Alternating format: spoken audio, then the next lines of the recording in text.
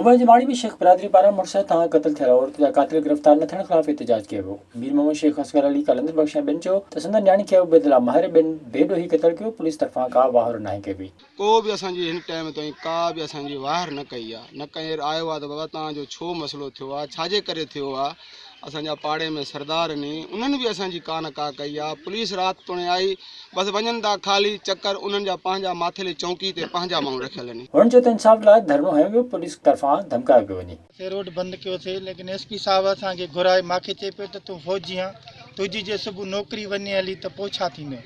लिहाज़ा असां त उन वक़्तु पंहिंजी मजबूरी हुई, असांजी छोकिरी रोड ते पई, असां माना इन करे वियासीं त असां त इंसाफ़ कयो वञे। बहरहाल बस वारनि खे बि हिन वक़्त ताईं असांजे तरफ़ां वॾी शाबाश आहे, जे कंहिं बि हिन वक़्त ताईं वार न कई आहे, न सरदार साहबनि कई आहे, न वरी एसपी साहब कई आहे। शेख बिरादरी मुताबिक़ कयो त औरत जा क़ातिल गिरफ़्तार करे साणनि इंसाफ़ कयो वञे। विज़िट कयो अवामी आवाज़ मीडिया ग्रुप जी वेबसाइट awamiawaz.pk।